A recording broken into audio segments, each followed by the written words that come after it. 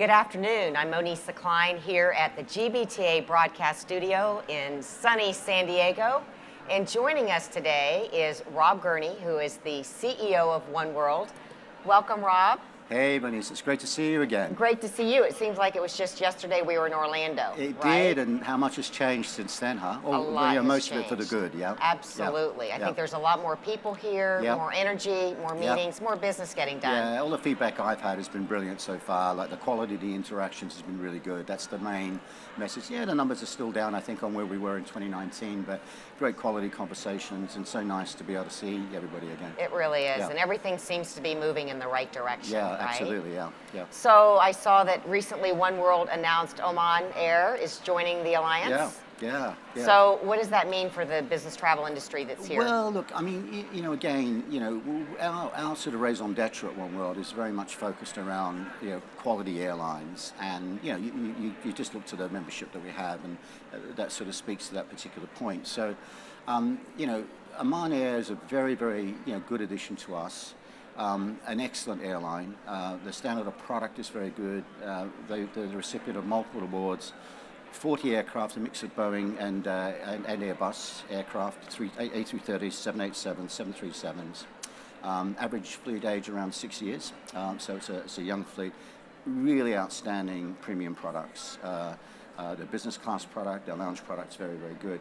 It brings new destinations to our network, new destinations, of course, in Oman itself. It brings new points to the oneworld network that are not served today by oneworld members. Places like Chittagong, for example, right? Which is, sounds a little obscure, but also points in Turkey that are not served by the alliance. So, but what tends to happen when we bring airlines into the alliance is that it acts as a catalyst for adding greater connectivity. It influences the other member airlines in terms of their network planning decisions, where they deploy their assets, their schedules. So we see that all over the alliance when new members join. If you look at what's happened since Alaska joined the alliance, we've now got Qatar Airways flying into Seattle where they weren't flying in previously. We've got Finnair flying into Seattle, right?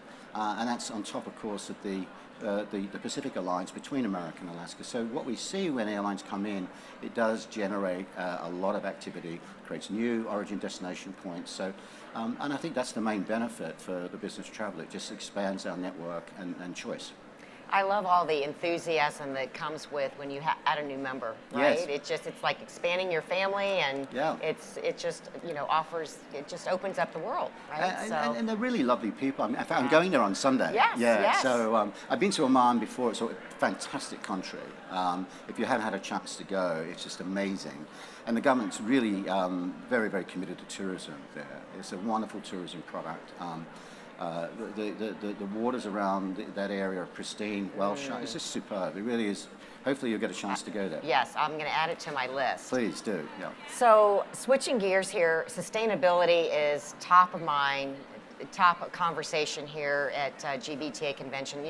We've been talking about it a little bit the last couple of years, but clearly at this convention it is front center. It was main stage. We've got the pavilion. What is oneworld doing to promote sustainability? Well, we talked about this, back in November in Orlando, and since then there's a lot that we have done actually. So just to sort of back up a little bit, sort of almost 2 years ago, we were certainly the first alliance to make the commitment to net zero emissions by 2050. Now, that's been backed up by the industry, but we're out a year ahead of that. I think, which is a great sign of leadership from our member airlines and the CEOs at a time when the industry was in an existential crisis. That's just the context that's important to understand here, so that commitment was made. A year later, we committed to 10% sustainable aviation fuel usage across the alliance by 2030. So these are hard, tangible commitments that we've made. We published a roadmap of how we're going to get to net zero emissions by 2050, so we've been very transparent about it. But what's really exciting, and what we've been able to do in the last few months, is secure through a joint procurement program with oneworld and our member airlines, two significant purchases from one from Gevo, another from a company called Amitas, where combined we've committed to purchase almost 1.5 billion gallons of sustainable aviation fuel. Wow. And the uptake on those agreements from the member airlines. So we negotiated a master agreement, and then the airlines make their own choices whether they opt in or opt out of those contracts. But nearly everybody has opted into them. We're already up to, I think, to 900 million of 900 million gallons of SAF from Gevo, so we're very close to the billion. We've exceeded the commitment with Avitas already, so it's very good to see. But you know, I know we're probably going to get onto this topic a little bit later around, you know, opportunities for us to collaborate, particularly with our corporate customers. I think the big issue that we face at the moment, regardless of some of the exciting things that are happening on the technology side, for the foreseeable future, certainly for wide-bodied operations, you know, sustainable aviation fuel is really the only known technology we have to remove carbon. So, so the supply of that is going to be absolutely critical as we move forward. Right, right. You know, I think this is one topic, you mentioned it. It's interesting to watch everybody come together, right? Whether you're on the supplier side, the buyer side, you know, distributor, there's something in it for everybody, and everybody can collaborate and help. What can the corporate travel sector do to help drive sustainability and support the airlines? Yeah, it's a brilliant question. I'm so glad you asked it, because I think the key here is where we can collaborate is in being really clear on our advocacy, right? And the messaging to key stakeholders, particularly in government, around getting the right policy settings to encourage investment to increase the supply. I mean, it sounds very simple when you say it quickly. It's a lot more complicated than that. But if we have a look at, you know, where we've done most of the joint purchases here in California, from Gevo and Avitas out of Los Angeles and San Francisco, because the state of California has very, very good policy settings and the right incentives for the producers, right?